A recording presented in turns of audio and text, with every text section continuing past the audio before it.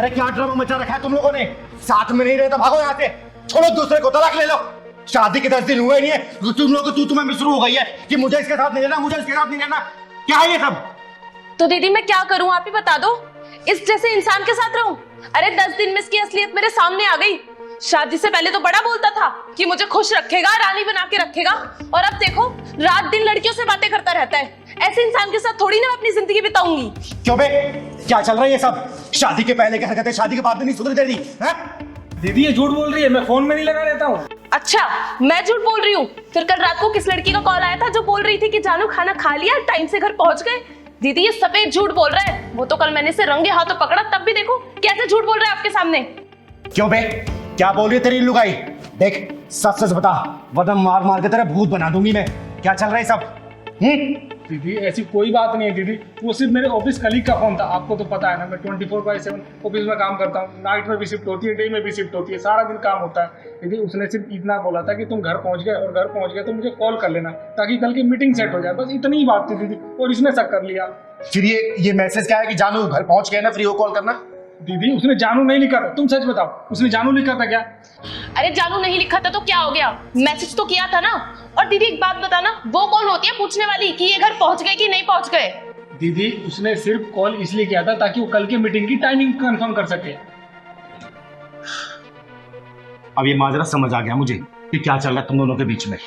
देखो दीदी, मुझे नहीं पता कि आपको क्या समझ में आया क्या नहीं आया, लेकिन मैं एक बात कहती हूँ, इस इंसान के साथ अब और नहीं रह सकती मैं। वैष्णवी तू बैठ पहले, और तू बैठ। पता तुम दोनों के बीच में क्या चल रहा है? तुम दोनों के बीच में सिर्फ गलतफहमी वाली लड़ाई चल रही है। पता है, शक ऐसी बीमारी है ना जिसका कोई इलाज नहीं है, लाइलाज है ये। और ऐसे हजारों लाखों घर तबाह हो गए, कम से कम अपने घर को तबाह होने से बचा लो। देख बेटा, ये कंपनी में काम करता है, 24/7 इसका ऑफिस है, और ठीक है किसी कलीग का मैसेज आ भी गया तो इसे क्लियर कर लेती ना। जबरदस्ती से लड़ने की क्या जरूरत थी, शक करने की क्या जरूरत थी? इसने बोला ना, क्लियर किया ना, और तू झूठ बोल रही है कि उसने जानू लिखा था। जानू नहीं लिखा ना। देख मैं जानती हूँ, जो पत्नियां होती हैं ना अपने पति को किसी का शेयर नहीं कर सकती हैं। उसका किसी लड़की के साथ हंस के बात करना भी पसंद नहीं आता।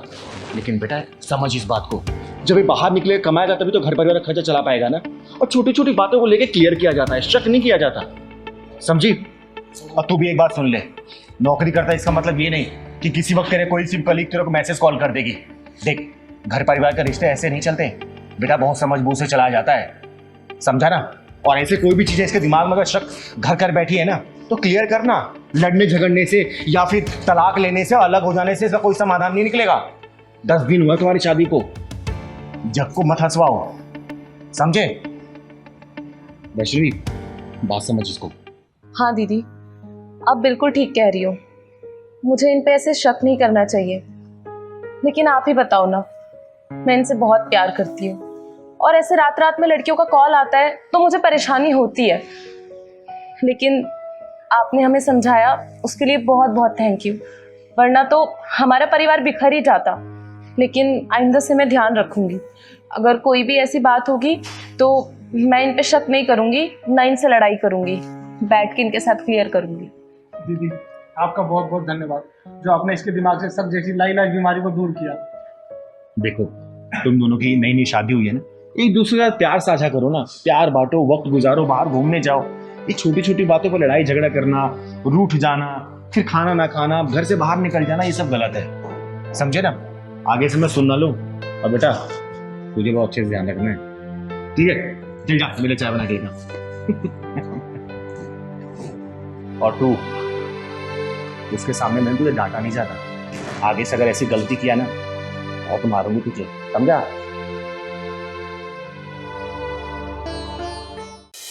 भाई पहलवान, मजा आ गया, बहुत अच्छी कॉफी बनाई तूने, सिर का दर्द बिल्कुल गायब हो गया। दीदी मैं तो रोज ही अच्छी बनाता हूँ, आपको पता नहीं, कभी कभी अच्छी लगती है, तो कब रख के आ रहा हूँ दीदी। अच्छा ठीक है, जा रख के। दीदी दीदी हमें बचा लो दीदी, दीदी हमें बचा लो, हमें बचा लो दीदी, अरे क्या हो गया? दीदी हमें बचा लो। पहले बैठो बैठो बैठो। क्या बात है, कोई पीछे पड़ा है क्या? दीदी दीदी हमें बचा लो दीदी। हाँ हाँ दीदी हमें बचा लो दीदी। अरे बात क्या है, बताओगे मुझे साफ साफ, क्या हो गया है? हैं? बताओ मुझे। हम दोनों ना भाग कर आए हैं। हाँ दीदी, हम दोनों भाग कर क्या आए। भाग कर क्या है? क्या मतलब? दीदी, हम दोनों कानपुर के रहने वाले हैं और एक दूसरे से बहुत प्यार करते हैं। तुम दोनों को यहाँ का पता किसने दिया? मेरे बारे में कैसे जानते हो तुम लोग? दीदी, आपके बारे में कौन नहीं जानता। दीदी, आप ही हम दोनों की आखिरी उम्मीद हो। हम बहुत आशा के साथ यहाँ पर आए हैं दीदी, हमें बचा लो, हमारी मदद करो दीदी। देखो, साफ साफ मुझे बात बताओ, बात क्या है? पहलवान, बेटा 2 गिलास पानी लेके आ। घबराओ मत तुम लोग, ये लो पानी पियो।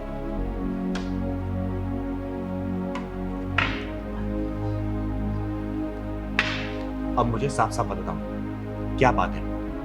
दीदी, हम दोनों कानपुर के रहने वाले हैं और एक दूसरे से बहुत प्यार करते हैं, लेकिन हमारे घर वाले हमारी शादी कराने के लिए राजी ही नहीं है। मेरे पापा किसी और से मेरी शादी कराना चाहते हैं। एक बात बताओ, तुम दोनों ने अपने घर वालों से बात की? बहुत बार की दीदी, बहुत बार बताया, लेकिन बीच में हमारी कास्ट आ जाती है। अब मैं ठहरी कलेक्टर की बेटी और ये छोटे से किसान का बेटा। मैं क्या करूं दीदी, मेरी कुछ समझ नहीं आ रहा। मैंने पापा को बहुत बार समझाने की कोशिश की कि पापा, मैं इससे बहुत प्यार करती हूँ, इसके बिना नहीं रह सकती, लेकिन अगर पापा की मर्जी के खिलाफ जाके शादी की तो उनकी रेपुटेशन खराब हो जाएगी, इसलिए वो मेरे जबरदस्ती किसी और के साथ शादी कराना चाहते हैं। देखो, तुम लोग घबराओ मत। अगर तुम दोनों एक दूसरे से सच्चा प्यार करते हो ना, तुम दोनों की शादी मैं करवाऊंगी, लेकिन उससे पहले ना घर वालों से बात करना बहुत जरूरी होगा मुझे, तुम्हारे घर वालों से भी और तुम्हारे घर वालों से भी।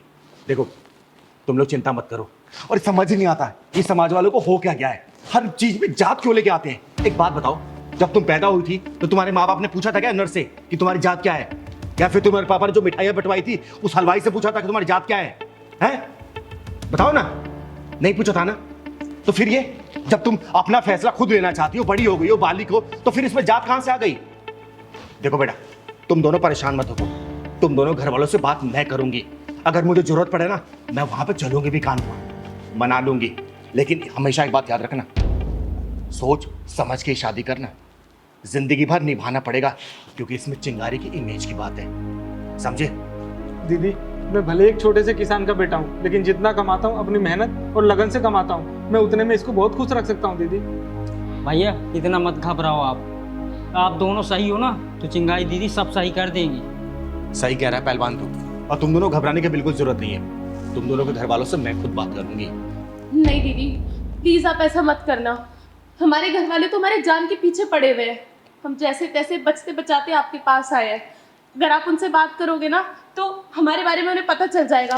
तुम दोनों डरो मत, तुम लोग चिंगारी की शरण में आए हो, और चिंगारी के शरण में आए हुए का बाल भी बाका नहीं कर सकता कोई, समझे? मैं अपने तरीके से बात करूंगा उन दोनों से, ठीक है? तुम लोग परेशान मत हो, शांत हो, रिलैक्स हो जाओ। पहलवान, जा चाय लेके आ। मैं हूं ना, सब कुछ मैं संभाल लूंगी, और तुम दोनों की शादी भी मैं ही करवाऊंगी, समझे? परीक्षा बेटा, फोन रखो, ये लो, खाना खाओ। माँ, कितना ख्याल रखती हैं आप मेरा? माँ अपनी गुड़िया रानी का ख्याल इसलिए रखती है क्योंकि मेरी गुड़िया रानी ना गुलाब की कली जैसी है। अगर माँ अपनी गुड़िया रानी का ख्याल नहीं रखेगी तो मेरी गुड़िया रानी मुरझा जाएगी ना। चलो खाना खाओ। अच्छा माँ, आपने मेरा नाम परीक्षा क्यों रखा है? बोलिए ना माँ। बेटा, मेरा बस चलता ना तो मैं दुनिया की हर लड़की का नाम परीक्षा रख देती। पर क्यों? परीक्षा बेटा, एक लड़की पैदा होने से लेके अपने जीवन के अंत तक परीक्षा ही देती रहती है। उसका जन्म ही परीक्षा देने के लिए होता है। तुम बहुत छोटी हो अभी, तुम्हारी समझ में नहीं आएगा। तुम खाना खाओ। नहीं, मैं बताओ ना। परीक्षा बेटा, जब कोई लड़की पैदा होती है ना, और जब वो समझदार बन जाती है, तभी से उसकी परीक्षा शुरू हो जाती है। उसके सब्र की परीक्षा, उसके धैर्य की परीक्षा, उसके चुप रहने की परीक्षा, उसके बोलने की परीक्षा। घरों में, स्कूलों में, कॉलेज में, रिश्तेदारों में, हर जगह उसे परीक्षा से गुजरना पड़ता है। जब लड़की की शादी हो जाती है ना, और जब वो ससुराल चली जाती है, तो उसे कदम कदम पे परीक्षा देनी पड़ती है, सिर्फ ये साबित करने के लिए कि मैं बदचलन नहीं हूँ, मैं झूठी नहीं हूँ, मैं मक्कार नहीं हूँ। अपनी पति की जरूरतों को पूरा करना सास ससुर की जरूरतों को पूरा करना, अपने बच्चों की जरूरतों को पूरा करना, ये सब चीज जिंदगी भर वो परीक्षाएं देती रहती है बेटा, परीक्षाएं। माँ, आप कितनी गहरी बात बता रही हो। परीक्षा बेटी, और जब लड़की सास बनती है ना तो उसकी डबल परीक्षा शुरू हो जाती है। परीक्षाओं की भीड़ से गुजरते गुजरते अंत में वो मौत की चिता पर उसकी परीक्षा खत्म होती है। और परीक्षा का परिणाम तब आता है ना जब वो लाश बन जाती है, कुछ सुनने लायक नहीं रहती, और लोग बोलते हैं कि बेचारी अपने परिवार के लिए सब कुछ त्याग दी। अपने परिवार के लिए उसने सब कुछ खत्म कर दिया। अपने बच्चों के लिए लड़ते लड़ते बेचारी वो जिंदगी से हार गई, जिंदगी से। इसीलिए मेरा नाम परीक्षा रखा है। हाँ बेटा, इसीलिए मैंने तेरा नाम परीक्षा रखा। माँ, वो मेरी माँ कैसी होगी जिसने मुझे पैदा करके मरने के लिए छोड़ दिया था। मरने के लिए नहीं बेटा, जीने के लिए छोड़ गई थी। अगर मरने के लिए छोड़ती ना तो मंदिर की सीढ़ियों पे नहीं छोड़ के जाती। जरूर उस लड़की की कोई ना कोई मजबूरी रही होगी बेटा, वरना कोई अपने कलेजे के टुकड़े को ऐसे अलग कैसे करता है। छोड़िए सब, खुद भी दुखी होती है और मुझे भी रुलाती है।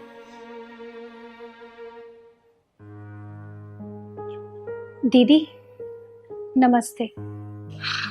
अरे वंदना बेटा, नमस्ते नमस्ते। आ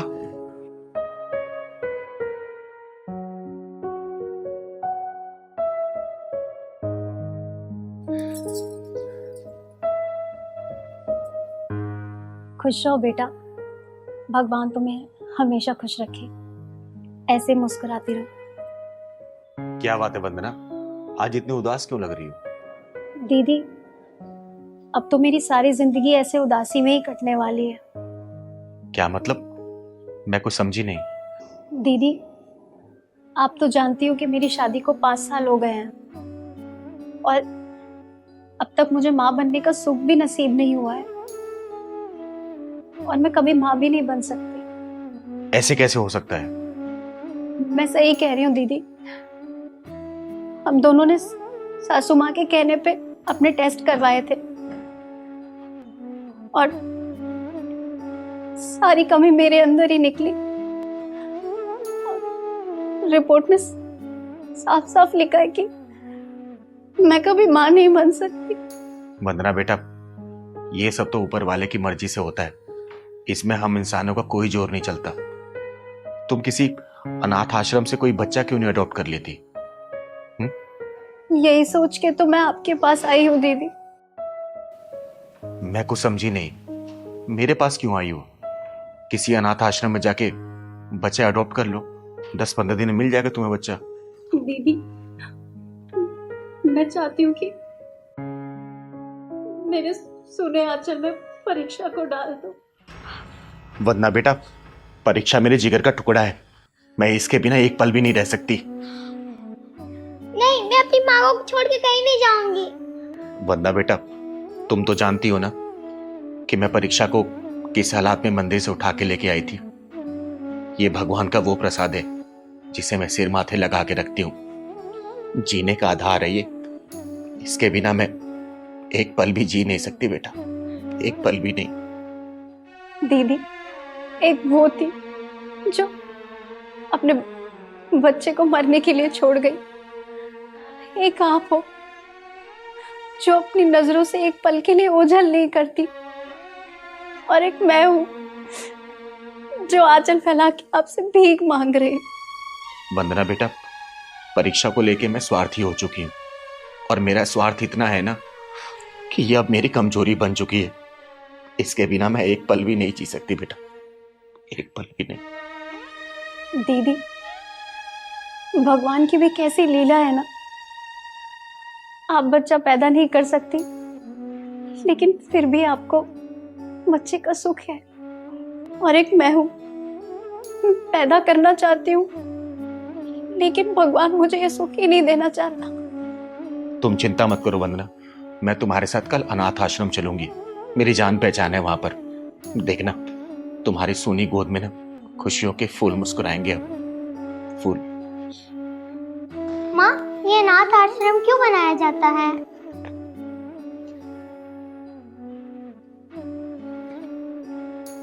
परीक्षा के सवाल का जवाब है क्या आप लोगों के पास? ये अनाथ आश्रम क्यों बनाया जाता है?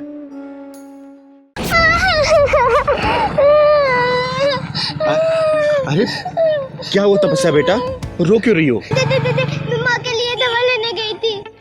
दवा लेने गई थी? क्या हुआ जयंती को? तबीयत ठीक नहीं है क्या? पापा ने मम्मी को बहुत मारा, उनके सर में चोट आई है। लेकिन क्यों मारा बेटा? दीदी, पापा मम्मी को पसंद नहीं करते क्योंकि ना पसंद करने का कारण मैं हूँ।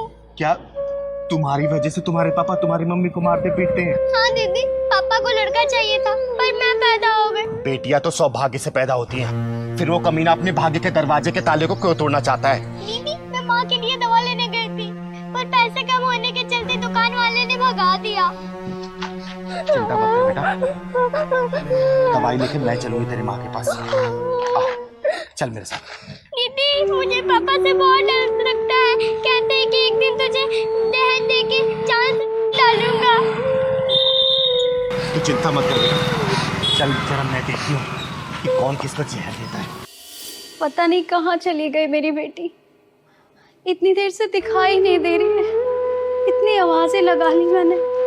अरे चिंता मत कर, मरने नहीं गई होगी। एक बाप होके अपनी बेटी के लिए ऐसे शब्द इस्तेमाल करते हो, तुम्हारी जबान नहीं लड़खड़ाती? मैंने तुझसे कहा था ना मुझे लड़की नहीं लड़का चाहिए, और तूने क्या किया? जिंदगी भर के लिए मुसीबत पैदा करके रख दी। लड़कियों को मुसीबत का नाम देने वाले खुद गुमनाम हो जाया करते हैं। और मेरी बेटी मेरे लिए मुसीबत नहीं, मेरा सौभाग्य है।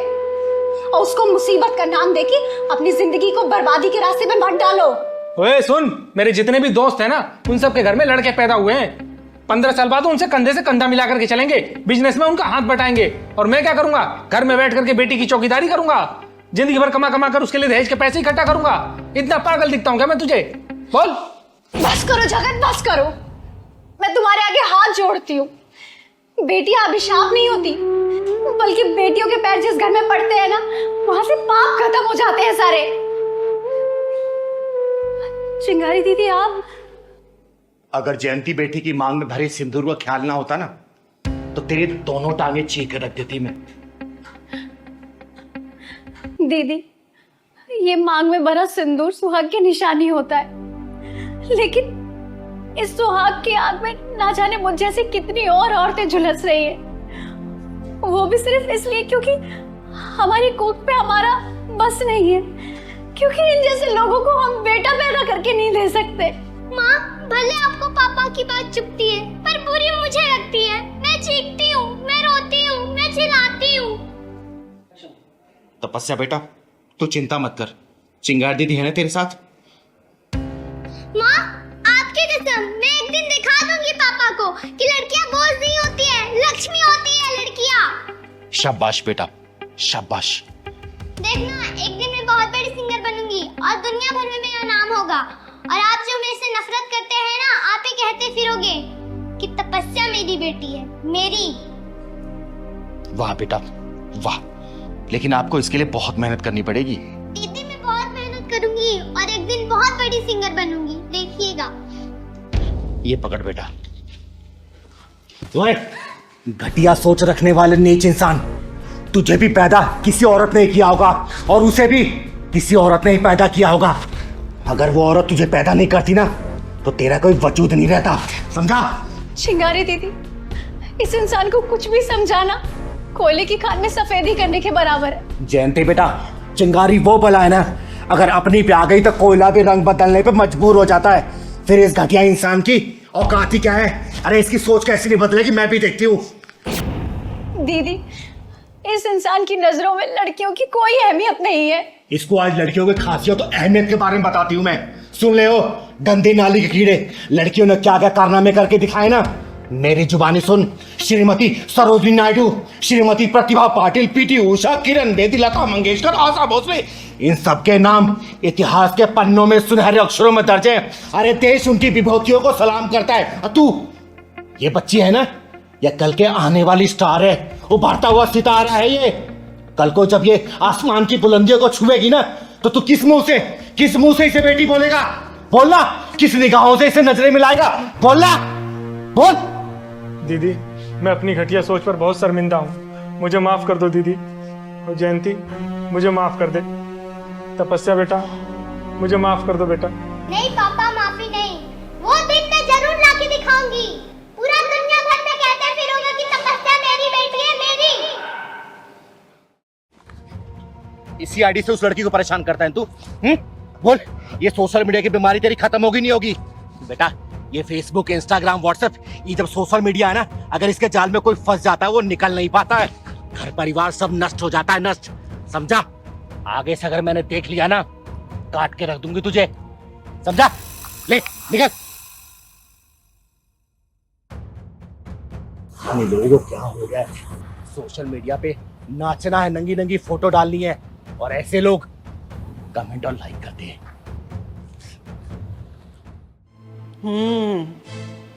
ये गुल खिला रही है कुलक्षणी, हाँ? लाज शर्म तो सब बेच खाई है। क्या मतलब माँ जी? माँ जी की बच्ची, हॉलीवुड में एंट्री मारने का इरादा है तेरा? दिन भर में कितनी डीपी बदलती है, वो भी नए नए पोज में। किसको क्या दिखाना चाहती है? माँ जी, डीपी बदलने में क्या प्रॉब्लम है? अब आजकल तो हर कोई बदलता है। डीपी बदलने के पीछे जो तेरी गंदी सोच है ना, उसे मैं सब जानती हूँ। सुधर जा समय रहते, नहीं तो मुझे सुधारना भी आता है। माँ जी, आप इतना नाराज क्यों हो रही हैं? जरा सी बात का इतना बतंगड़ क्यों बना रही हैं? जरा सी बात है, हाँ? सारी सारी रात तेरा फेसबुक ऑन रहता है, व्हाट्सएप पे फोटो डालती रहती है। एक बात बता, तू पूरी रात चैट किससे करती है? माँ जी, वो तो बस मैं रात में लोगों के स्टेटस देखती हूँ। अच्छा, दूसरों का स्टेटस देखते देखते ना कहीं अपना स्टेटस डाउन मत कर लियो, समझी? क्या हुआ माँ? सुबह सुबह इतना नाराज क्यों हो रही हो? कमीने, तेरे जैसे आदमियों की औरतें ही ना रात को चैटिंग करके सेटिंग कर लेती हैं और दूसरे दिन ना मिलना मिलाना शुरू हो जाता है। अरे माँ, क्या हुआ? क्यों इतना शोर मचा रही हो आप? क्या बात हो गई? तरुण, पूछ इससे। दिन भर में डीपी पे 10-10 फोटो चेंज करती है और फेसबुक पे ये उल्टी सीधी फोटो क्यों डालती है? क्या चल रहा है इसके मन में? तूने इसका फोन कभी चेक किया है? आस्था, माँ जो बोल रही है क्या वो सच है? तरुण, अगर मैं फेसबुक पे फोटोज अपलोड करती हूँ तो उससे क्या फर्क पड़ता है? फर्क पड़ता है आस्था। तुम रात भर फेसबुक पे लगी रहती हो, हैं? चैट करती रहती हो, इंस्टाग्राम पे लगी रहती हो। भाई आज तक मैंने कभी चेक किया है? किया मैंने चेक? मैं बताती हूँ बेटा तुझे, फेसबुक पे ना ये कुंवारी बन के चैट करती होगी, तभी तो फेसबुक पे उल्टे सीधे फोटो डालती है। आस्था, आखिर तुम चाहती क्या हो? तुम्हारे दिल में क्या चल रहा है आखिर, है? तुम्हें नए नए दोस्त बनाने हैं? अगर बनाने हैं ना तो ये रिश्ता आज और यहीं खत्म कर दे और जाके नए नए दोस्त बना और जिंदगी के मजे ले, मजे से। जाओ यहाँ से। तुम्हारे कहने का मतलब क्या है? मतलब साफ है, तू शादी से पहले ही बिगड़ी हुई थी, जो अभी तक सुधरी नहीं है, समझी? अरे राम राम राधा आंटी, राधे राधे। अरे चिंगारी जी, आइए आइए, आज कैसे याद आ गई हमारी? अरे बस यहाँ से गुजर रही थी तो सोचा मैं आपसे मिलती चलूं। बैठो बैठो। और सब ठीक है ना? हाँ सब ठीक है। कैसी आस्था बेटा? क्या बात है, तेरा चेहरा क्यों उतरा हुआ है? चिंगारी दीदी, इसे फेसबुक पे ना ऑनलाइन रहने का बहुत शौक है। अरे दिन रात फोटो डालती है ये अपनी, सोशल मीडिया पे रानी बनना चाहती है, रानी। जब देखो चैटिंग चैटिंग चैटिंग। शादी हो गई और भगवान ने चाहा तो 1 साल बाद माँ भी बन जाएगी, लेकिन आदतें अभी शादी से पहले वाली नहीं गई हैं। मैं कुछ समझी नहीं रहा था आंटी। दीदी, यहाँ किस लिए आए थे और भूल गए? अरे पहलवान, वो काम अभी उतना जरूरी नहीं है। जरूरी फिलहाल मुझे ये लग रहा है। हाँ आगे बताइए आंटी। चिंगारी जी, जो औरतें शादीशुदा होकर भी ना फेसबुक पे कुंवारी बन के चैटिंग करती हैं और इंस्टाग्राम पे जो कमर मटकाती रहती है ना, उनकी शादीशुदा जिंदगी ना ज्यादा नहीं चलती है। अगर मैंने सोशल मीडिया पे अपनी कोई फोटो अपलोड कर दी तो इसमें क्या हो गया? इतना बड़ा हंगामा करने की क्या जरूरत है? किसी से मिलने थोड़ी गई मैं। आस्था बेटा, तुम तो बर्बादी के रास्ते पे जा रही हो, क्योंकि जो औरतें शादीशुदा होती हैं ना, शादीशुदा होने के बावजूद भी इंस्टाग्राम, फेसबुक, व्हाट्सएप, इनसे पे लगी रहती हैं, फोटो अपलोड करती हैं, वीडियो अपलोड करती हैं, डांस की रील्स डालती हैं, उसके पीछे सिर्फ एक ही मकसद होता है, लाइक और कमेंट का। और लाइक और कमेंट के पीछे जो मकसद छुपा होता है ना, वो होता है फ्रेंडशिप का। और जो शादीशुदा औरतें ये फ्रेंडशिप के चक्कर में पड़ जाती है ना, वो अपनी जिंदगी बर्बाद कर लेती है बेटा, इस बात को याद रखना। चिंगारी जी, ये ना मुझे पढ़ा रही है कि सब लोग ऐसा ही करते हैं। ऐसा करने वालों के घर भी करते हैं, ये जो आजकल की लड़कियां और शादीशुदा औरतें हैं ना, उनको फेसबुक पे फोटो अपलोड करना है, इंस्टाग्राम पे डालना है, व्हाट्सएप पे डालना है, उसके पीछे पता मकसद क्या होता है? मकसद सिर्फ ये होता है बहुत सारे लाइक मिल जाए, कमेंट मिल जाए, शेयर मिल जाए। और ऐसे करने वाले हजारों लोग पड़े हैं, लेकिन उनको ये क्या पता कि उसके पीछे मकसद क्या होता है उन लोगों का। उनका सिर्फ मकसद ये होता है कि लड़कियों से किसी ना किसी तरीके से बातें की जाए, उनसे वीडियो कॉल किया जाए, उनको जिस्म को देखा, उनके साथ जिस्मानी ताल्लुकात रखे जाएं। जो शादीशुदा लड़कियां ना ये तारीफ के पुल पे चढ़ जाती है ना, उनकी शादीशुदा जिंदगी के पुल बहुत जल्दी टूटते हैं। और ये औरतें जितनी जल्दी समझ जाएंगी, उनका घर परिवार बच जाता है, नहीं तो जग जाहिर है सब। दीदी इसीलिए तलाक कराने वाले वकीलों के पास भीड़ लगती है। दीदी मैं तो आगे रात को सो जाता हूँ और ये रात भर फोन में लगी रहती है, कभी इंस्टाग्राम, कभी फेसबुक, कभी व्हाट्सअप। अरे रात भर चैटिंग करती रहती है, पता नहीं क्या करती है। आज मेरे को मम्मी ने बताया मेरे को।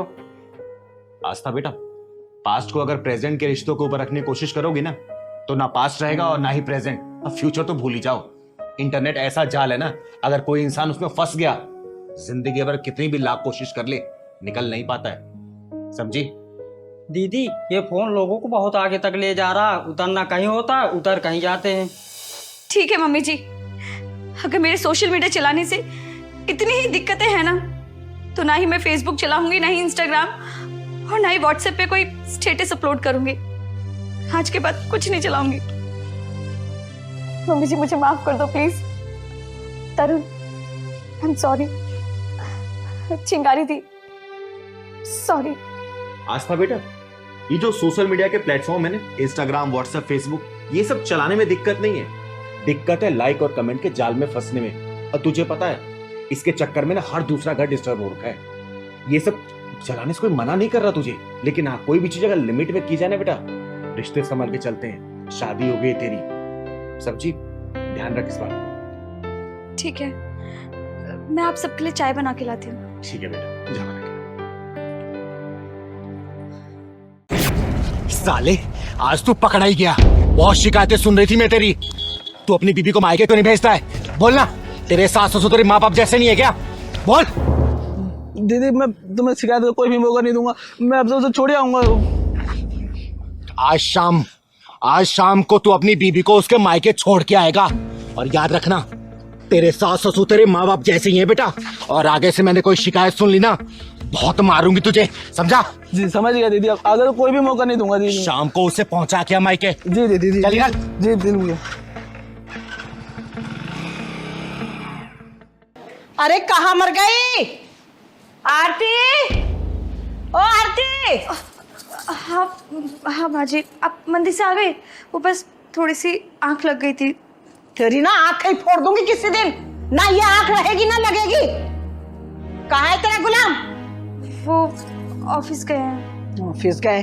कान भर के गया होगा ना मेरे खिलाफ। और ये अखबार, इसे कोई नौकरानी नहीं आएगी उठाने के लिए? नहीं, मैं उठा देती हूँ। मैं आपके लिए चाय बना के लाती हूँ।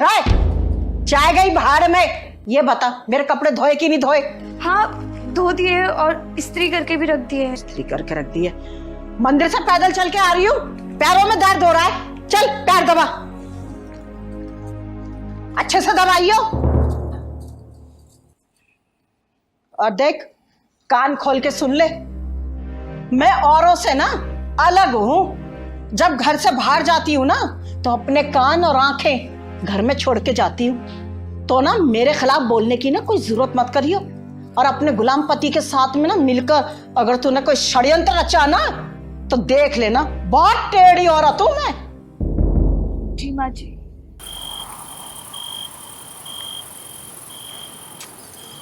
सुनिए, मेरा मायके जाने का बहुत मन कर रहा है। 3-4 दिन के लिए चली जाऊं? मायके? अरे कोई बात नहीं, कल चले जाना, बोलो तो मैं छोड़ाऊंगा। वो तो ठीक है, पर माँ जी से डर लगता है। अरे यार, माँ से डरने की क्या बात है, कल चलेंगे। पक्का ना? पक्का। पर जाऊं कैसे? मेरे पास तो जाने लायक ढंग के कपड़े ही नहीं है। अब कपड़े भी नहीं है? कोई बात नहीं, कल सुबह तुम्हें नए कपड़े दिला दूंगा, बस।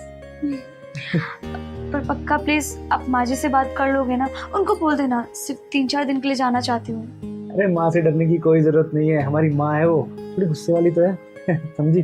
कल चल देंगे घर, ठीक है?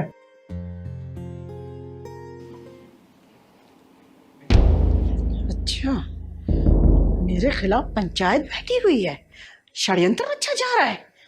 सारी सैलरी चंद्रमुखी पे उड़ाई जा रही है। मैं भी देखती हूँ कैसे ये मायके जाती है। मेरा नाम भी ना शांति है, शांति। और शांति का मतलब अशांति।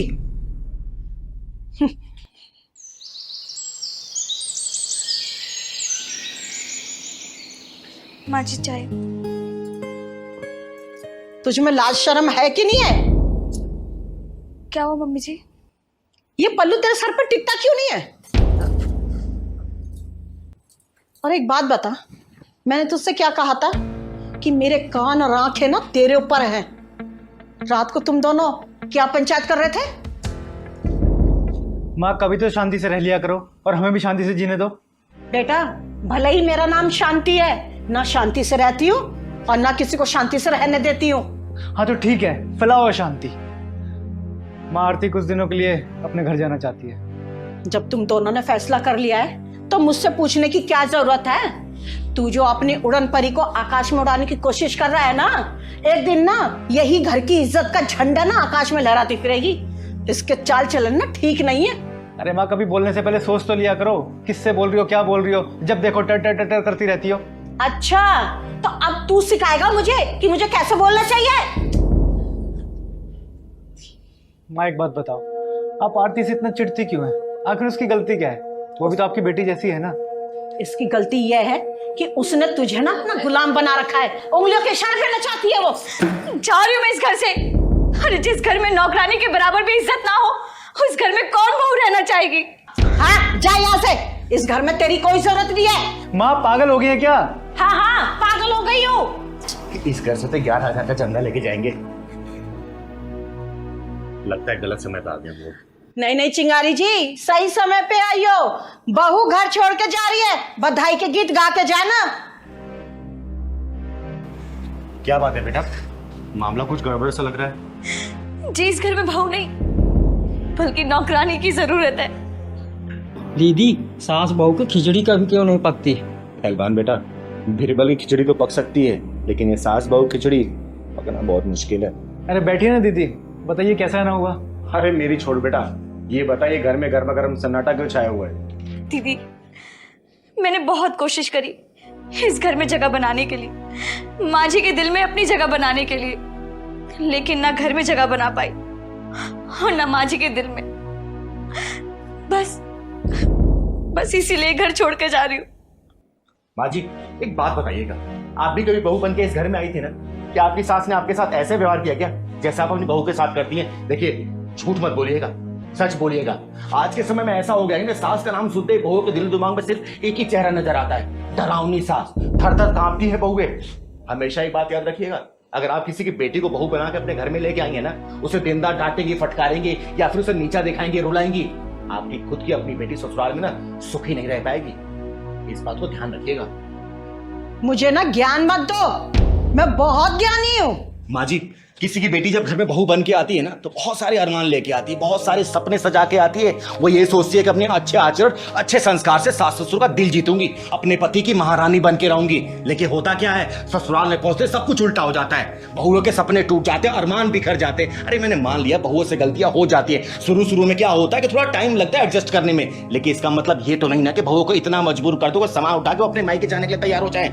एक बात याद रखिएगा, बहुएं होती है ना बगीचे कलियां होती है, जिन्हें सास ससुर के आशीर्वाद और प्यार की जरूरत पड़ती है। अगर वही सास ससुर आशीर्वाद अपना प्यार देते रहेंगे, यही कलियां खिलती है, पूरे घर को महका जाती हैं। याद रखिएगा, एक बात और याद रखिएगा, जो आपने अपने बहू को दिया ना, वही आचरण, वही संस्कार, वही प्यार, वही दुलार, वही मार, वही गालियां आपको अपनी बेटी के ससुराल में भी मिलने वाला है। कर्मा इसी को बोलते हैं, वापसी इसी जन्म में मिलना है, तो सुधर जाइए, संभल जाइए। वो पहले का जमाना नहीं रहा कि आप सोचेंगे कि नहीं बहुए घूंघट में रहे, बहुए जींस टॉप ना पहने, बहू अपने पति के साथ। गया जमाना, समय के साथ बदलेंगी तो आपका परिवार चलता रहेगा। समय के साथ बदलाव नहीं करेंगे, आपका परिवार बिखर जाएगा, कोई जोड़ नहीं सकता है। इस बात को याद रखिए, आप समझिए। आप चिंगारी जी, मुझे माफ कर दीजिए। तुमने आके मेरी आंखें खोल दी। और बेटा, तू अपना घर छोड़ के जा रही थी। अरे मैं तेरी माँ हूं, क्या तुझे डांट नहीं सकती? हाँ?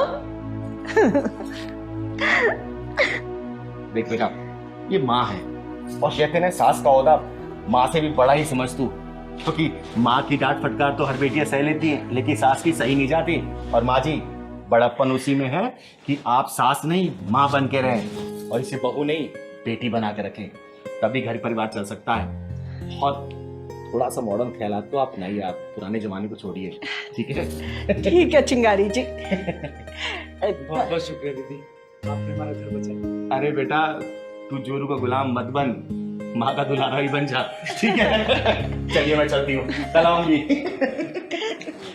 क्या हो बेटा, किसने कुछ कहा है क्या तुमको? हाँ बेटा, किसी ने मारा है क्या, बता। मम्मी पापा ने डांटा क्या? बताओ, बोलो बेटा। दीदी, मेरे मम्मी पापा मुझसे प्यार नहीं करते। क्या मतलब बेटा? दीदी, मेरे मम्मी पापा ने लव मैरिज किए थे और मेरे पैदा होने पर। बोलो बेटा, बोलो, रुक क्यों गए? दीदी, मम्मी पापा में रोज लड़ाई होती है और पापा कहते हैं कि मैं उनकी औलाद नहीं है और मम्मी कहती है कि जहर दे दो। फिर ऐसे घटिया लोगों को जिंदा रहने का कोई अधिकार नहीं है। लव मैरिज करके बच्चा तो पैदा कर लिया, अब बच्चे से नफरत करने लगे। दीदी, मम्मी पापा मुझे घर में अकेले छोड़ के चले जाते हैं और मुझे घर में अकेले रहना पड़ता है। स्कूल नहीं जाते हो क्या बेटा? पापा ने मेरी पढ़ाई भी छुड़वा दी है। लो उत्सव बेटा, ये खा लो। पापा, मुझे घर में अकेले बहुत डर लगता है। डर लगता है तो मैं क्या करूं? तुमने इसकी पढ़ाई क्यों छुड़वाई? बच्चा किसी और का और पढ़ाई लिखाई का खर्चा मैं उठाऊं? इतना पागल दिखता हूं क्या मैं तुम्हें? सुंदर, मेरे कैरेक्टर पे उंगली उठाने से पहले अपने गिरेबान में झांक के देखो तुम।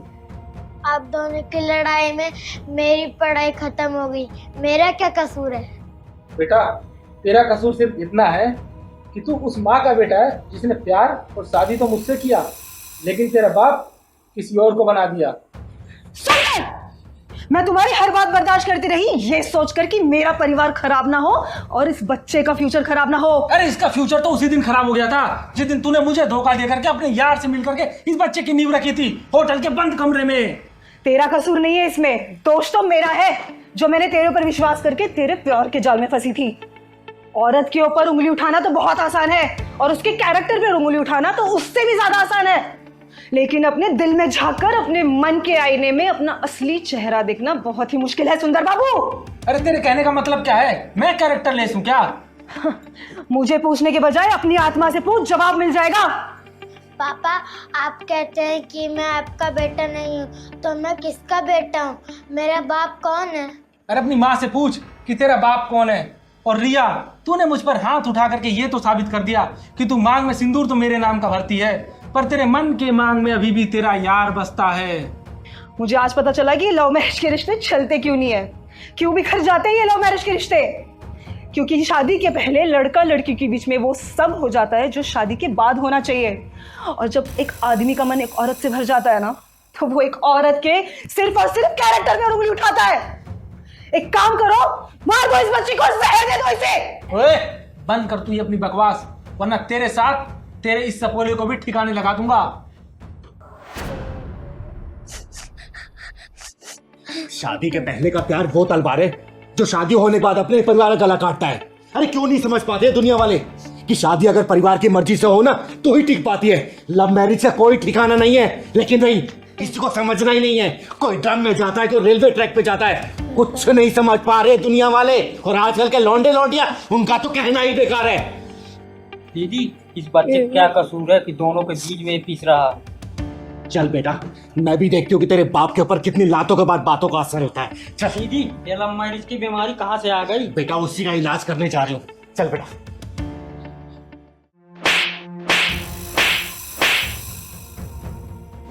ओए भिखमंगी किन्नर, तेरी हिम्मत कैसे हुई मुझे थप्पड़ मारने की? ओए, उसी तरीके से जिस तरीके से तूने इस बच्चे की माँ को बोला कि ये बच्चा तेरा नहीं है। तो आप ही है ना वो गरीबों और मजबूरों की मसीहा चिंगारी जी? मैं आप दोनों की लड़ाई से परेशान होकर चिंगारी दीदी के पास चला गया था। मैं क्या हूँ ये मैं खुद नहीं जानती, लेकिन हाँ, ये जरूर जानती हो कि मुझे अन्याय और जुर्म बिल्कुल पसंद नहीं है। सच सच बताना, ये बच्चा दीदी, ये धोखेबाज इंसान मुझ पे कोई ना कोई लालचन लगा के मुझसे दूर होना चाहता है। मेरी जिंदगी में ना इसके अलावा कोई था ना कोई है, और ये बच्चा भी इसी का है दीदी। सुनो है मोहब्बती मेढक, तेरे जैसे आशिकों को चिंगारी बहुत अच्छी तरीके से जानती है। लड़कियों की जवानी की तराजू देख के जो वो देखने लगते हो ना, याद रखना चिंगारी कहते हैं मुझको। दोनों टांगे काट के रख दूंगी। अरे मैंने किया क्या है? अरे तेरे जैसे घटिया किस्म के जो लड़के होते हैं ना, वो लड़कियों को आसमानी सपने दिखा के यूज करने के बाद जब मन की शांति मिल जाती है ना, तो उसके कैरेक्टर पे उंगली उठा के उससे पीछा छुड़ाना चाहते हो ताकि दूसरी जगह मुंह मार सको, समझे? दीदी, इसकी शक्ल ही चोरों जैसी लग रही है। सही कह रहा है पहलवान। कान खोल के सुन ले, चिंगारी का पहला और आखिरी फैसला है। चुपचाप अपनी ये 10 जगह मुंह मारने वाली आदत छोड़ के ना बाप और पति का फर्ज निभा, वरना चिंगारी सुधार नहीं पाई ना बेटा, 2 मिनट में इस दुनिया से ऊपर पहुंचा देगी, समझा? दीदी मुझे माफ कर दो दीदी, मैं भटक गया था। आज के बाद मैं ऐसा नहीं करूंगा दीदी, प्लीज मुझे माफ कर दो दीदी। धन्यवाद चिंगारी दी, आपने तो मेरे टूटते हुए परिवार को बचा लिया। आपका बहुत नाम सुना था, आज तो आपके दर्शन भी हो गए। सुन, आज के बाद से अगर ये 3-5 किया ना बेटा, मेरी नजर तेरे ऊपर रहेगी, चीर के रख दूंगी। ठीक है बेटा, खुश रहो।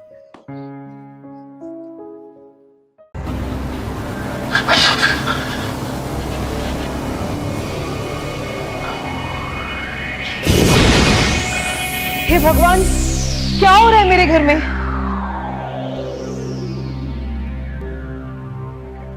ये तो बड़ा ही चंचल और नटखट था, फिर अचानक से क्या हो गया इसको?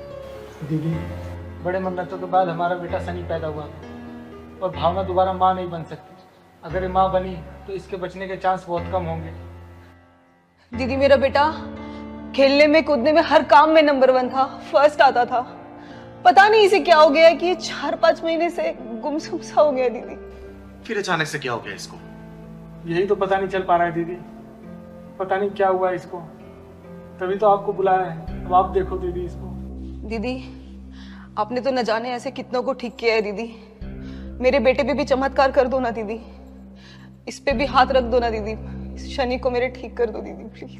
ना ही मैं कोई चमत्कार करती हूँ और ना ही मेरे अंदर कोई शक्ति है। मैं तो बस भगवान भोलेनाथ का नाम लेके अपना हाथ फेर देती हूँ। चमत्कार सिर्फ वही करता है। दीदी, पहले तो सनी खेलता भी था, बोलता भी था, हंसता भी था। ना खेलता है, ना बोलता है, ना हंसता है, कहीं जाता भी नहीं है, गुमसुम ऐसे ही बैठा रहता है दीदी। कहीं आपके बेटे के दिल में कोई डर तो नहीं बैठ गया? पता नहीं पहलवान भैया, मेरे शनि को क्या हो गया, कुछ समझ नहीं आ रहा। शनि बेटा, क्या हुआ तुमको? कुछ तो बोलो बेटा। बेटा दीदी, ये इसी तरीके से गुमसुम बैठा रहता है, कुछ बोलो तो सुनता भी नहीं है।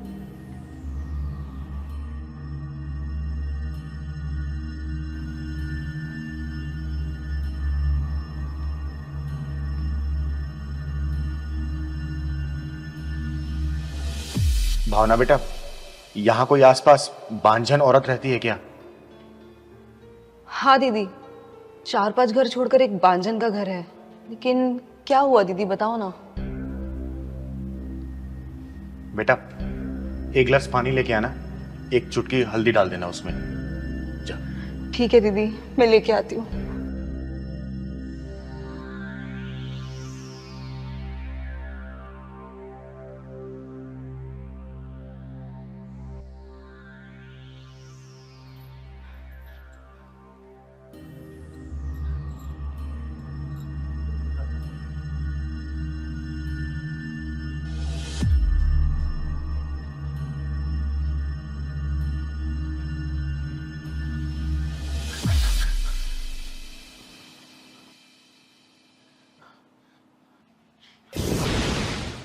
हे भगवान, क्या हो रहा है मेरे घर में? हे भगवान, मेरे बच्चे की रक्षा करना।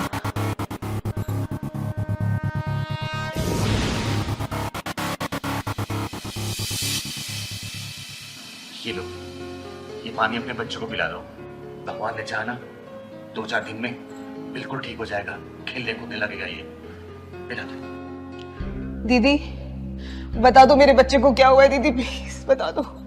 किसी औरत ने अपनी बंदी को खुलवाने के चक्कर में तुम्हारी गोद सूनी करने के लिए तुम्हारे बेटे के ऊपर मारण विद्या का प्रयोग किया था, लेकिन अब वो तंत्र कट चुका है। तुम्हारे बेटे का बाल भी बाका नहीं हो सकता। बेटे क्या हो गया बेटे? चिंगारी दीदी, मेरे बच्चे ने किसी का क्या बिगाड़ा दीदी, जो वो पापी औरत मेरे बच्चे के पीछे पड़ गई। चिंगारी दीदी, बस एक बार मुझे उस औरत का नाम बता दो प्लीज, प्लीज एक बार मुझे उस औरत का नाम बता दो दीदी, प्लीज। बेटा, किसी को कुछ कहने की जरूरत नहीं है। हो सके तो अपने बेटे को शिव मंदिर में रोज सुबह शाम आरती करवाना इसी के हाथों से, और देखना भगवान भोलेनाथ की कृपा से ये पहले जैसा हो जाएगा। हंसने लगेगा, बोलने लगेगा, खेलने लगेगा, कूदने लगेगा, सब कुछ करने लगेगा ये। दीदी, मेरे शनि पे अपना आशीर्वाद बनाए रखना प्लीज। दीदी आप हमारे घर में भगवान का रूप बन के आई हो दीदी। अरे नहीं बेटा, मेरा आशीर्वाद इसके ऊपर हमेशा है, लेकिन तुम दोनों एक बात का ध्यान रखना, कोशिश करना इस बच्चे को किसी एक घर का कुछ भी खाने मत देना, ठीक है? मैं कभी नहीं खाने दूंगी, कुछ भी नहीं खाने दूंगी, बाजार से भी कुछ नहीं खाने दूंगी, बस मेरा शनि एक बार ठीक हो जाए दीदी। दीदी आपके कितने रूप हैं? ये वाला रूप तो पहली बार देखा हूँ। पहलवान बेटा, कभी कभी ऊपर वाला किसी की भलाई के लिए हमसे वो काम भी करवा देता है जो हमारे बस का नहीं होता। अरे मैं तो सिर्फ एक जरिया हूं बेटा, करने वाला सिर्फ वो ऊपर वाला है, ऊपर वाला।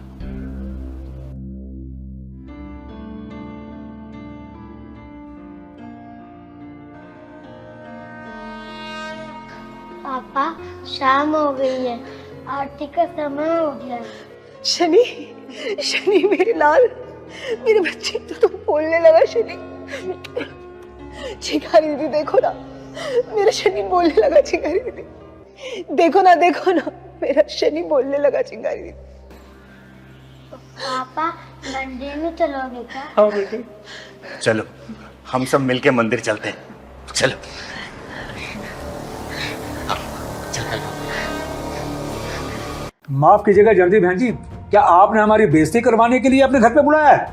भाई साहब एक बात बताइए, हमारी चिंगारी जी ने क्या गलत कहा है?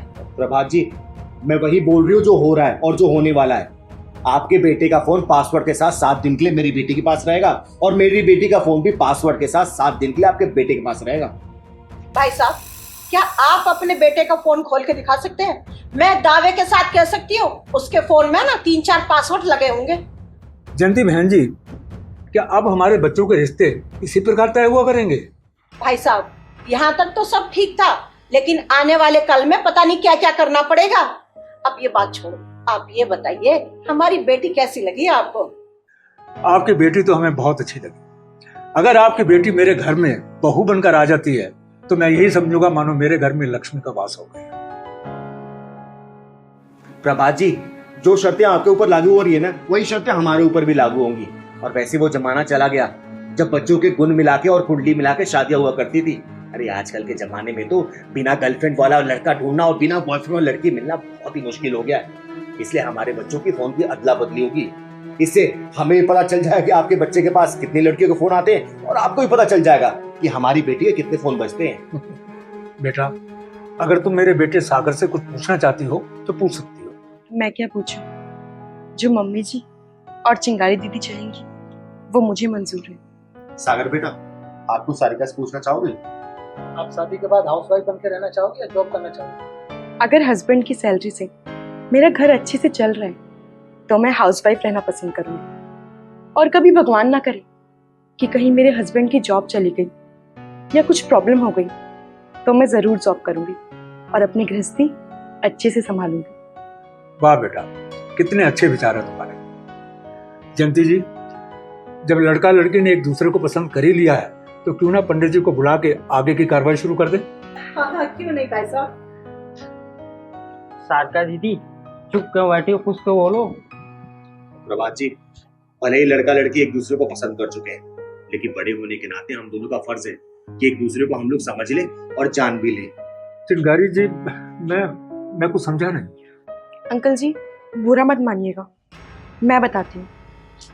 सागर जी, आपकी क्वालिफिकेशंस कितनी हैं और आपका इनकम सोर्स कितना है, और बुरा ना माने तो आपकी प्रॉपर्टीज कितनी है और किसके नाम है। ठीक है बात हुई, आप तो उल्टी बात कर रही हैं। सागर बेटा, हम लोग उल्टी बात इसलिए कर रहे हैं कि शादी के बाद तुम्हारी जिंदगी ना सीधी चलती रहे। बेटा, आज का माहौल ऐसा बन चुका है ना कि शादी हुई नहीं कि तलाक के लिए वकीलों की तलाश शुरू हो जाती है। और वो सब इसलिए होता है कि आजकल ऐसा कोई भी लड़का नहीं है जिससे कोई गर्लफ्रेंड ना हो, और आजकल ऐसे कोई भी लड़की नहीं है जिसका कोई बॉयफ्रेंड ना हो, और शादी के बाद यही बच्चे एडजस्ट नहीं कर पाते हैं। चिंगारी जी, मेरा बेटा ऐसा नहीं है, ये एक बहुत संस्कारी बच्चा है। प्रभात जी, फिर भी चिंगारी जी जो चाहती है ना वो आपको करना पड़ेगा और एक्सेप्ट भी करना पड़ेगा। ठीक है, हाँ, बोलिए आप क्या चाहती हैं। प्रभात जी, आपके बेटे की मेडिकल रिपोर्ट चाहिए, और साथ ही साथ मकान का रजिस्ट्री किसके नाम पे उसकी फोटोकॉपी, बेटे का चरित्र प्रमाण पत्र और पूरे परिवार का पुलिस वेरिफिकेशन, और साथ ही साथ आपके बेटे के इनकम क्या है उसके रिसिप्ट भी चाहिए, और साथ में आपके बेटे का फोन 7 दिन के लिए पासवर्ड के साथ हमारे पास रहेगा। दीदी, ये लोग तो सोच में पड़ गए। भाई साहब, हम लोग जो प्रूफ मांग रहे हैं आप देने के लिए तैयार हैं। ऐसा नहीं है कि हम आपके बेटे का ही प्रूफ मांग रहे हैं, हम अपनी बेटी का भी प्रूफ देंगे। ये लीजिए, हमारी तरफ से सारे proof। प्रभात जी, बोलिए, मंजूर है आपको?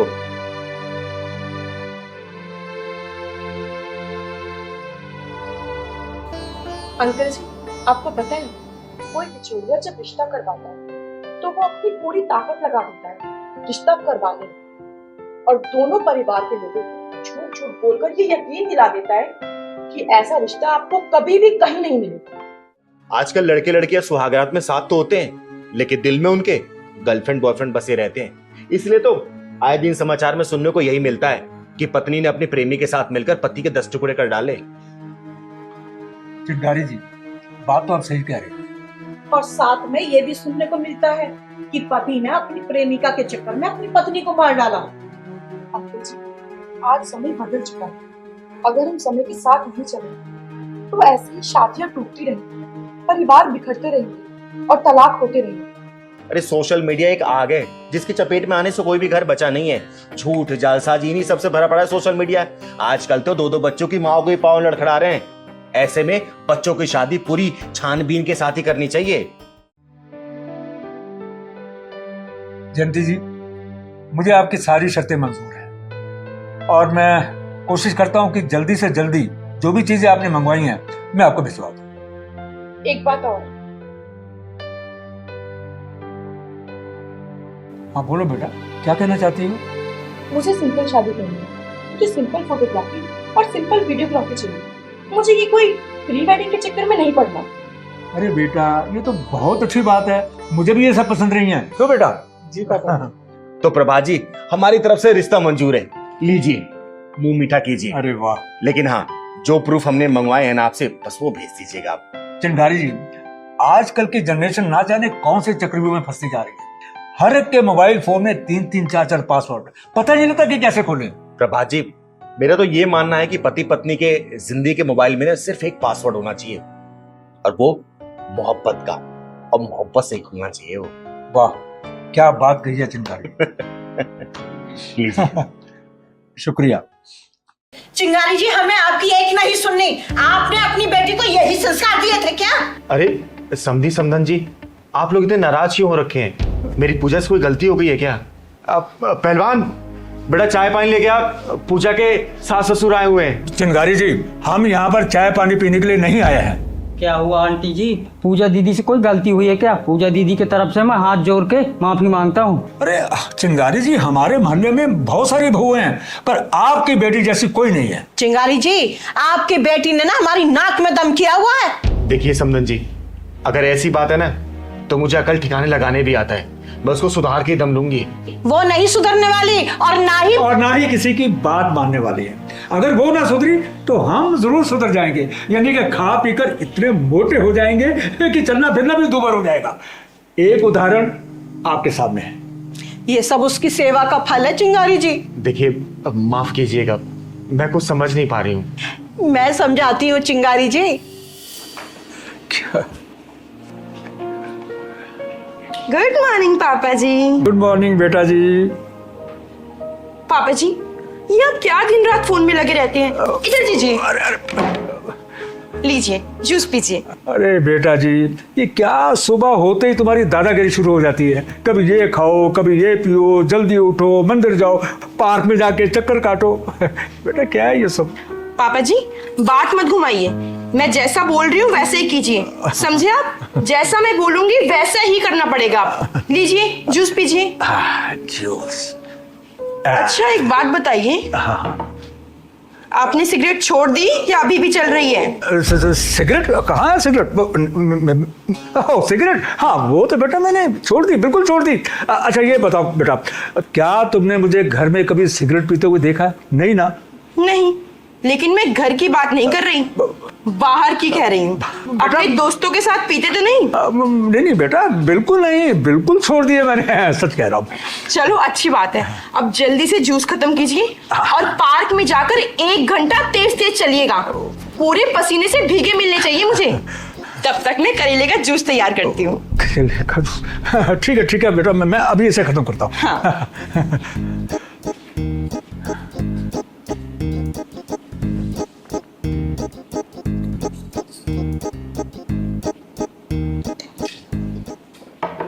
अरे मोहन बेटा भाग ले, कहीं सचमुच में तुम्हें अभी करेले का जूस न पीना पड़ जाए, कहीं लेके आ गई तो।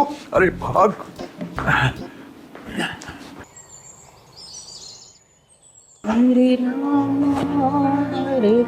प्रणाम माँ जी। खुश रहो बेटा। माँ जी आपको याद है आज कौन सा दिन है? आज मंगलवार है। हाँ मंगलवार है। आज आपको मेरे साथ हॉस्पिटल चलना है, फुल बॉडी चेकअप के लिए। भूल गई आप? घूरने से काम नहीं चलेगा, जल्दी से दवाई खाओ और आधे घंटे के अंदर तैयार हो जाओ, आपको मेरे साथ हॉस्पिटल चलना है। बेटा ये दवाई ना बहुत कड़वी है, तू रख दे, मैं बाद में खा लूंगी। माँ जी खा रही हो या नहीं? हाँ खा रही हूँ, डांट क्यों रही है? ला।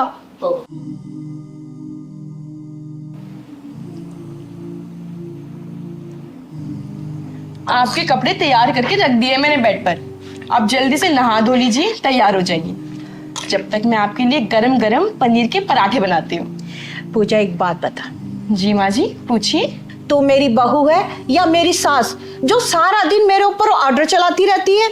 मैं आपकी बहू नहीं, आपकी बेटी हूँ, और इस नाते मेरा फर्ज बनता है कि मैं आपको आलसी ना बनने दूं। आलसी? अरे तू तो हमें खिला खिला के मार डालेगी, कोई काम करने ही नहीं देती है। नहाने से पहले हमारे कपड़े तैयार रहते हैं, बेड से उतरने से पहले हमारे पैरों में चप्पल पहना देती है। माँ जी ये एक बेटी का कर्तव्य है, अब आप टाइम खराब मत कीजिए, जाकर तैयार हो जाइए। लाइए। हाँ जा रही हूँ।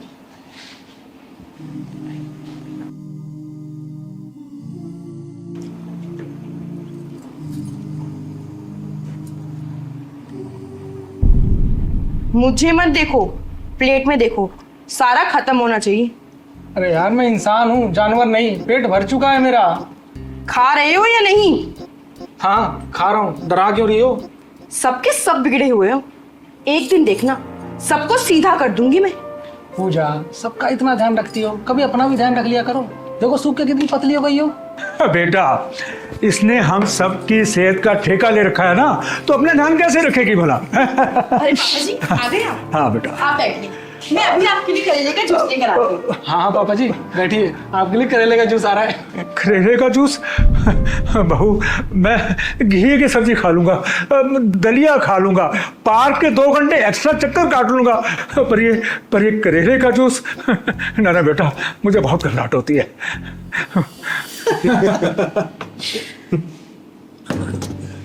चिंगारी जी, हमने जरूर पिछले जन्म में अच्छे पुण्य किए होंगे जो इस जन्म में ऐसी बहू मिली हमें। चिंगारी जी, आमतौर पर आजकल की बहुएं सास ससुर को पसंद नहीं करती हैं, उनका आदर सम्मान नहीं करती हैं, लेकिन हमारी बहू हमारा बहुत आदर सम्मान करती है, और ये सिर्फ आपके दिए हुए संस्कारों की वजह से है जो आपने अपनी गोद हुई बेटी को दिए हैं। अरे समधी जी, समदन जी, आप दोनों ने तो मुझे डरा ही दिया था।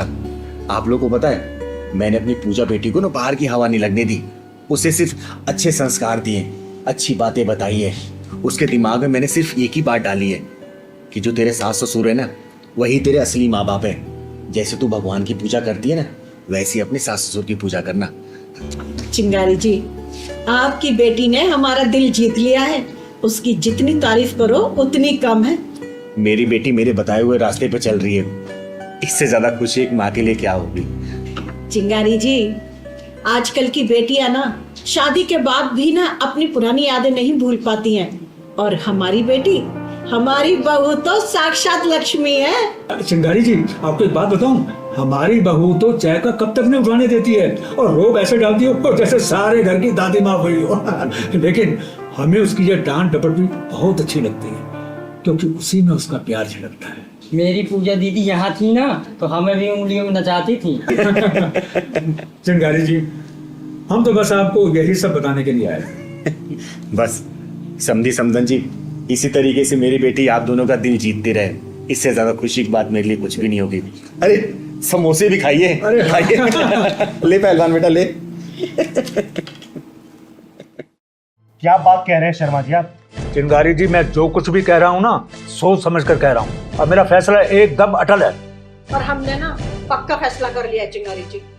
लेकिन आंटी जी, आपका बेटा तो जवान है, आपकी बहू भी है, लेकिन ऐसा क्यों सोच सकती हो? अरे क्यों नहीं कर सकते? क्या हमें किसी का डर है क्या, या हमें किसी की परमिशन लेनी पड़ेगी?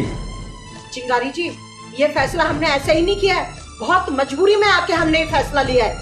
मेरी सारी बात हो चुकी है, कागजी कार्रवाई भी हो चुकी है, मुझे बस सिर्फ वहां जाना है और साइन करना है, दैट्स ऑल। शर्मा जी, मेरा सिर्फ ये कहना था कि एक बार सोच लीजिए और फिर फैसला लीजिएगा। अंकल जी, भैया भाभी कहीं नजर नहीं आ रहा, कहीं गए हैं क्या? हाँ, शायद हमारी चिता के लिए लकड़ी का इंतजाम करने गए वो दोनों। चिंगारी जी, हम अपनी जिंदगी का जनाजा जीते जी उठते हुए नहीं देख सकते। हाँ, इसलिए हमने ये फैसला लिया है कि हम अनाथ आश्रम से बच्चा गोद लेंगे। हाँ आंटी जी, आपका बच्चा रोहन तो है ना, फिर क्या जरूरत है बच्चा गोद लेने की? चिंगारी जी, जब बच्चे को पता हो ना कि उसके माँ बाप का जो कुछ भी है उसी का है और उसका कोई हिस्सेदार नहीं है, तो उसका दिमाग का इंजन गलत पटरी पे चलना शुरू हो जाता है। और उसे सही पटरी पर लाने के लिए हम सही फैसला करके सही काम करने जा रहे हैं। आंटी जी, औलाद के होते हुए बच्चा गोद लिया जा सकता है क्या? लिया जा सकता है, आधी संपत्ति बच्चे के नाम करके। और हाँ, मैं यही करना चाहता हूँ ताकि मेरे बच्चों की समझ में आ जाए कि बाप आखिर बाप ही होता है। पापा, ये मैं बाहर क्या सुन रहा हूँ? प्रॉपर्टी का बंटवारा करने के चक्कर में आप कोई बच्चा गोद लेने जा रहे हैं? हाँ, तूने सही सुना। हमारे होते हुए आप लोग ऐसे कैसे कर सकते हैं? बेटा, जब रोड पे गाड़ी चलती है ना, और चलते चलते अगर उसका पहिया पंचर हो जाता है तो टायर बदलना पड़ता है, बिना टायर बदलते गाड़ी चल नहीं पाती, समझा? आप होती कौन है हमारे घर के मामले में बोलने वाली? चिंगारी जी का औधा ना इस घर में हम सबसे बड़ा है। बेटा, चिंगारी का दूसरा नाम ज्वालामुखी है, और जो ज्वालामुखी फटता है ना तो शोला बन जाता है। और तूने अपने माँ बाप को इतना मजबूर कर दिया है ना कि मजबूरी में ये जाके घर का दूसरा बारिश लेके आ रहे हैं, समझा? सही कहा दीदी, हर माँ बाप को यही करना चाहिए। जब सारे माँ बाप ईंट का जवाब पत्थर से देने लग जाएंगे ना, तो सारी बिगड़ी औलादें सही रास्ते पर आ जाएंगी। बेटा, ऐसा हमने क्या कर दिया जो आप हमारे हिस्से की खुशियों का बंटवारा करना चाह रहे हैं? तुम लोग ये पूछोगे तुम लोगों ने क्या नहीं किया है? अरे शर्मा जी घंटों पार्क में बैठ के आंसू बहा के सारी बातें मुझको बताते थे, ऐसे ही नहीं आई हूं मैं यहाँ पर। चिंगारी जी, छोड़ो इन बातों को, हमने जो फैसला किया है ना, हम उसे पूरा करके ही रहेंगे। आजकल के माँ बाप ना तुम जैसे औलादों के कारनामे देख के काफी हद तक सुधर गए हैं। अरे तुम जैसे औलादों के लिए ना बच्चा गोद लेके बंटवारे के बैसाखे थमा रहे हैं। समझ में नहीं आता आजकल के लड़कों को कि अपने माँ बाप से इतनी चिढ़ के हों। बीवी की शक्ल देख के ना माँ बाप की सूरतों से नफरत होने लगती है। माँ जी, पापा जी, आप ऐसा नहीं कर सकते। आप हमारे होते हुए बच्चा गोद क्यों ले रहे हैं? अरे ताकि तुम जैसे औलादों को खुद एहसास रहे कि तुम लोगों ने बंटवारे की कील खुद ठोकी अपनी छाती में, अपने माँ बाप का अनादर करके। चिंगारी जी, हमने अपनी तरफ से इनकी सेवा में कोई कमी नहीं छोड़ी। अरे रहने दो, सब पता है मुझे कि कितनी सेवा की है तुम लोगों ने अपने माँ बाप की। खुद तो अपना खाना कैंडल लाइट डिनर बाहर करके आते हो, अपने माँ बाप को बोल जाते हो खाना खुद बना लेना, कपड़ा लत्ता धोना नहीं है, माँ बाप की सेवा करनी नहीं है, हर 2-3 महीने बाद खुद टूर पे चले जाना है और माँ बाप को इनके हालातों पे छोड़ के चले जाना है। दवाई दारू किसी भी चीज का तुम लोग पैसा देते हो क्या? सेवा करते हो क्या? बता दो, करते हो तो है? ब्रेकफास्ट के टाइम पे क्या सूखी रोटी परोस देते हो, डिनर के टाइम पे बोलते हो कि जाओ जितना खुद बना लो, हम बाहर खाने जा रहे हैं। ये सेवा है? माँ बाप की सेवा क्या होती है जानते हो क्या? बोलो। बेटा, माँ बाप को अगर अपनी चिता की चिंता ना होती ना, तो वो शायद औलाद पैदा ही ना करते। माँ जी, हमारी गलतियों को माफ कर दीजिए। और चिंगारी दीदी, आज आपने हमारी आंखें खोल दी। पापा जी, आपको बच्चा लेकर के आना है तो ले आइए, हमें कोई एतराज नहीं है, पर आप हमें माफ कर दीजिए। अरे वाह, बड़ी जल्दी समझ में आ गया। बेटा ये भूलना मत, जो बोओगे वही काटोगे। अरे कल को तुम्हारी भी औलाद होगी, जब वही औलाद तुम लोगों के साथ वही बर्ताव करेगी जो तुम अपने माँ बाप के साथ कर रहे हो ना, तो कैसा लगेगा? बोलो। मम्मी जी, पापा जी, हमें माफ कर दीजिए। हमसे बहुत बड़ी गलती हो गई, हमें अपनी गलती का पछतावा है। हाँ पापा जी, हमें माफ कर दीजिए। शर्मा जी, माफ कर दीजिए बच्चों को, आगे से ऐसा नहीं करेंगे। ठीक है, माँ बाप तो हमेशा ही अपने बच्चों को माफ करते हैं। आपको अपनी गलती का एहसास हो गया, हमारे लिए इतना ही काफी है। और आगे से याद रखना, माँ बाप की सेवा में अगर थोड़ी सी भी कमी हुई ना, तुम्हारा मौका चिंगारी ये देने नहीं देगी, बेचे में गुजार लेना। जी दीदी। चल बैठ भाई। चलो।